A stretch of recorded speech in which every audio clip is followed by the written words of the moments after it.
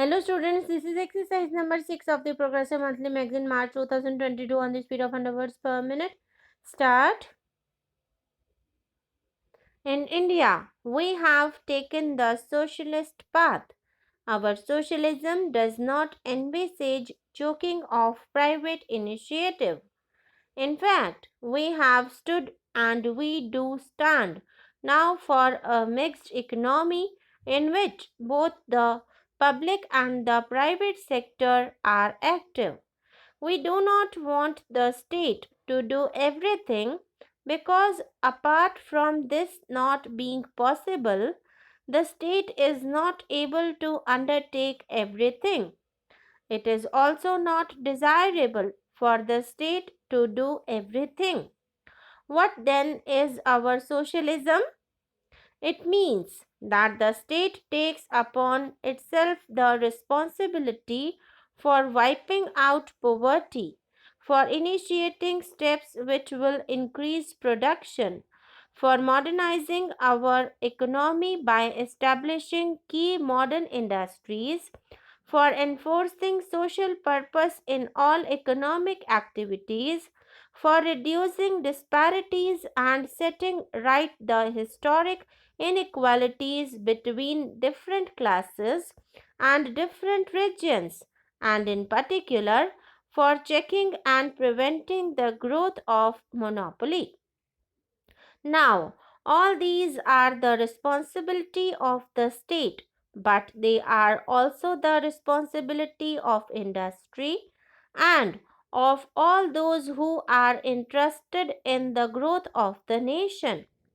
As I said just a short while ago at another meeting in this city, that whatever steps we are taking now or whatever steps we may take are all not with a view to trying to fit into a particular policy or a particular ideology.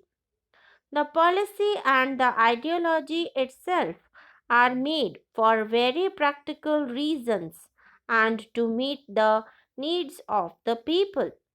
It is when social disparities increase that we have social tensions.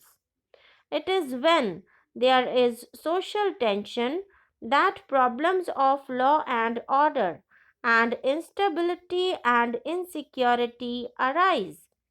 So, these problems of inequalities, of disparities, of meeting the rising expectations of the people are all too very much a part of the industrial scene, and unless we can deal with them, we cannot even advance industrially.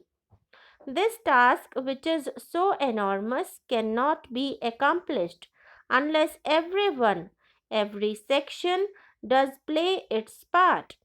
We have the problem of educated unemployment.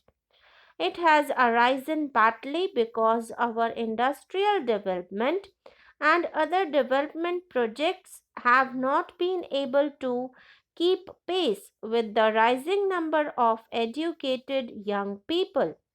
Another reason, though small, is that many of our educated young people wish to have only a particular type of job.